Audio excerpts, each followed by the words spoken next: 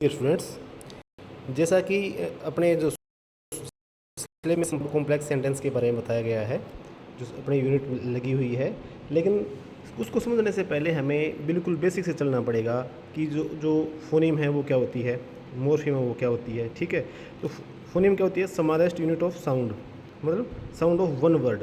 T, इस तरह से जो साउंड होती है ना, पी ऐसे। मॉर्फीम क्या होती है? The smallest unit of meaning.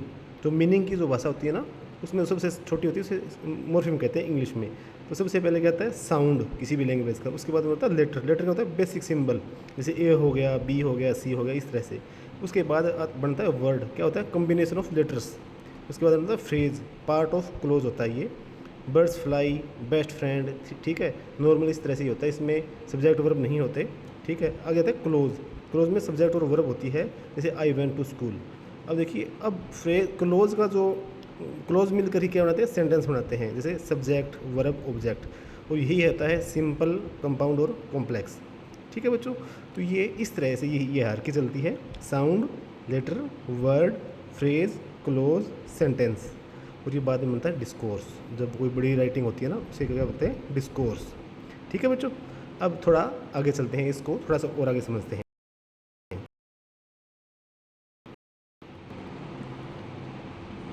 तो सबसे पहला है सब्जेक्ट वर्ब। ठीक है, उसके बाद में है subject verb object, S V है ना, फिर S V adjective, subject verb adjective. उसके बाद है सब्जेक्ट वर्ब एडजेक्टिव एडवर्ब, और उसके बाद है S V N, subject verb noun. तो ये 5 तरह से ये सेंटेंस पैटर्न है, ये बनते हैं। ठीक है बच्चों, तो ये इंग्लिश में ये जो बेसिक सेंटेंस स्ट्रक्चर है ये 5 हैं। आगे देखिए, अब आते हैं सबसे पहले सिंपल सेंटेंस के ऊपर। ये सेंटेंस के 3 टाइप है ना, जो अपन ने डिस्कस किए थे। Simple sentence contain a subject and a predicate, express a complete thought. The boys went to the park, we like pizza. तो टिप है इसके अंदर, a simple sentence is also called an independent close.